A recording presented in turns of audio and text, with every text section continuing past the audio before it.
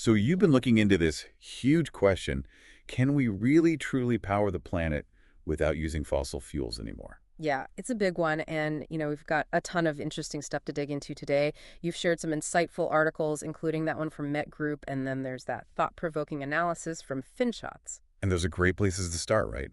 Because they both kind of point to like the massive scale of what we're talking about here. It's not just, oh, let's slap up a few more solar panels and call it a day. It really is a fundamental shift, how we produce energy, where it goes, who uses it, everything. It's global. It touches everything. Totally.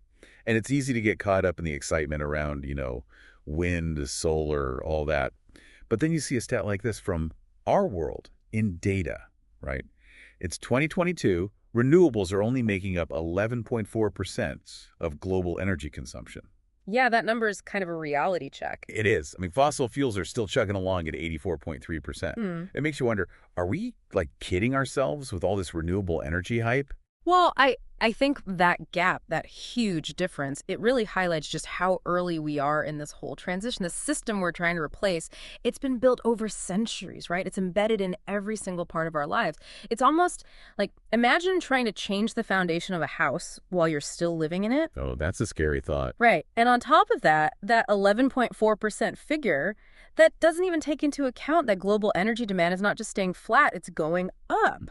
More people on the planet, more devices, more things that use energy every day. It's like we're on this treadmill and the speed keeps increasing. And we're trying to outrun it. Exactly. So even if energy consumption just froze right now, we would still need to increase renewable energy production by 8 times at least just to get even with fossil fuels. But the reality is we can't just catch up. We've got to blow past that. Okay, so let's talk about if that's even possible. I mean, that Met Group report you shared, it seems, I don't know, cautiously optimistic. Yeah. Maybe. They say, yeah, it's possible, potentially, that we could replace fossil fuels by 2050. They use the phrase Herculean effort, which... And Herculean doesn't sound easy. No, it doesn't.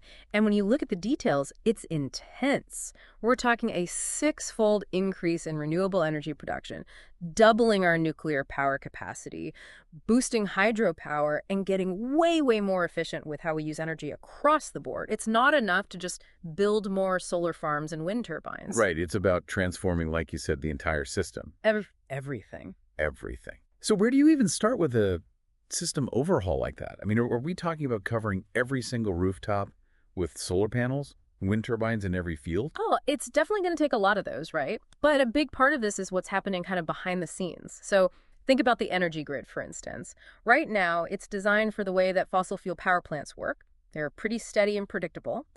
But with renewables like solar and wind, you're dealing with, nature. And that means... Yes. It's not always sunny. The wind isn't always blowing. Exactly. They're intermittent. So how do you make sure people have reliable power when your energy sources are, a little unreliable by nature? That's a good question. That's where energy storage comes in. Being able to capture that extra energy when the sun's blazing or the wind's really cranking, storing it up for those times when it's not. We've seen some cool things with battery technology, but figuring out how to store huge, huge amounts of energy affordably, that's still a big challenge. It's like, I don't know, trying to bake a cake when your only heat source is like a candle. And the flame keeps flickering. I like that analogy. It highlights another big thing, energy density. Fossil fuels, they pack a punch. You get a lot of energy in a small space.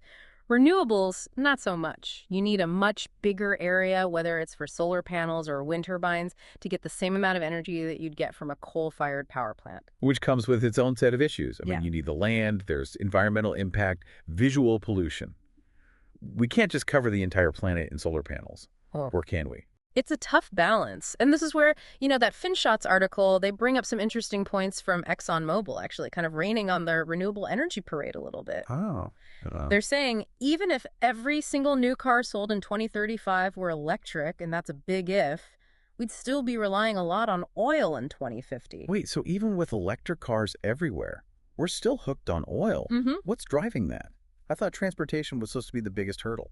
Yeah, it's tricky because some sectors are just way harder to like decarbonize than others. Okay, that makes sense. Think about like aviation, those massive cargo ships, anything that goes really long distances. Yeah, you can't exactly plug in a jumbo jet for a quick recharge mid-flight. Exactly. And those industries, they're not going electric anytime soon. So we're talking about different solutions there, different fuels. So like biofuels, hydrogen, Yeah. what's on the table? Those are definitely contenders, yeah.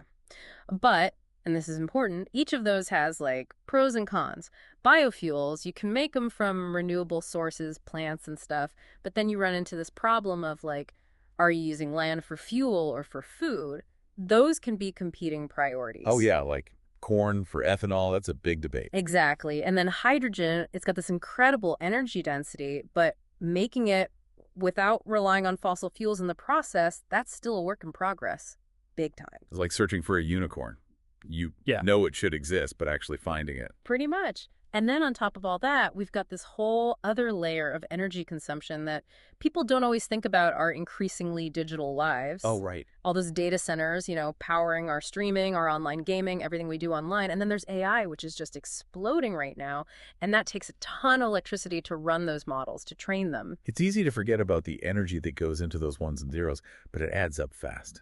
It does. And a lot of that electricity, at least for now, still comes from, you guessed it, fossil fuels. Ugh, it's like every solution we uncover just reveals like another layer of complexity to this whole thing. It's a little overwhelming, honestly. So, given all that, all these roadblocks, I mean, is there actually any hope of getting to a future where we're not reliant on fossil fuels anymore, or are we just like kidding ourselves? Well, remember how both those articles mentioned nuclear power? Right? Nuclear. It feels like it's always this like almost solution, like, oh yeah, nuclear, that could be it. But then those safety concerns pop up and it's back to square one. Yeah, and it's understandable, right? I mean, Chernobyl, Fukushima, those were devastating events. The fear of accidents, radioactive waste, it's real. Yeah. But we also have to remember that nuclear power has been providing safe, reliable electricity for decades in lots of places around the world. That's true. And didn't Finshot's mention France? Like, they get a huge chunk of their electricity from nuclear, right? They do, something like 70%. And they've done it pretty successfully. They've managed to really reduce their reliance on fossil fuels for electricity generation, which shows it can be done. Okay, so then why isn't everyone going nuclear? If it works, if it can be done safely, it seems like kind of a no-brainer. Oh, if only it were that simple. There's so much more to it, politics, economics, and then there's the whole issue of waste disposal, which is a big one. And even with the best safety protocols in place, there's the challenge of public perception, which can make or break even the most well-intentioned plans. Right, it's not just about the technology itself, it's about everything around it too. So we've got all these factors in play. We've got this ambitious goal of moving away from fossil fuels. Climate change is pushing us hard. But then there are all these challenges, these roadblocks. We need massive upgrades to our infrastructure. And then there are all these social and political factors to consider as well. So where does that leave us? Are we really going to be able to power the world entirely on renewables? Or is it looking more like a mix of different sources? It just strikes me, we've been talking about megawatts and gigawatts and all these huge numbers, but at the end of the day, what does this energy transition actually mean for, like, everyday people? That's the heart of it, right? We can't forget that energy isn't just some abstract concept. It's what makes everything work.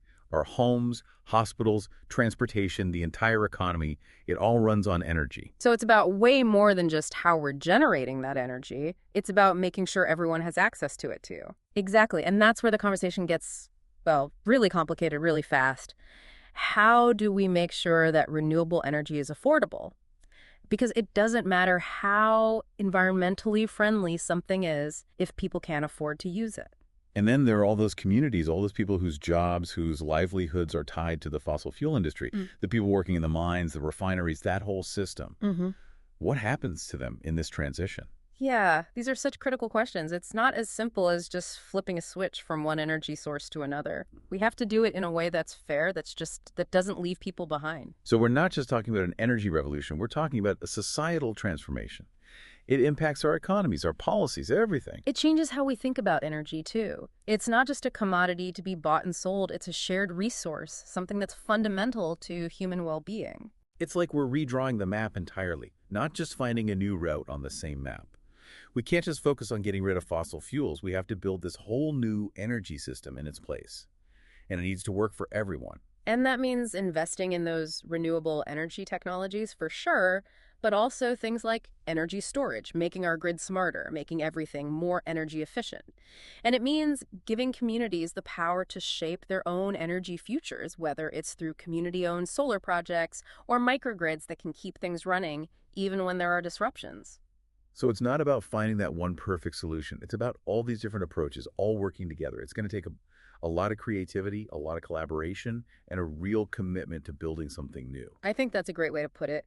And the choices we make today as individuals, as communities, as a global society, those choices are what will determine what that future looks like. It's exciting, but still also a little daunting. Mhm. But I have to say, I'm feeling cautiously optimistic. We have the knowledge, we have the technology, and I think more and more people are waking up to the urgency of this challenge. So the question is, can we actually do it? Can we make it happen? That's the question we all have to answer. With our actions, with our choices, with how we show up for this challenge. That's a great note to end on. To our listener, we hope this deep dive has given you a better understanding of just how complex this issue is, the challenges we're facing, but also the incredible opportunities that are out there. Thanks for joining us for this deep dive.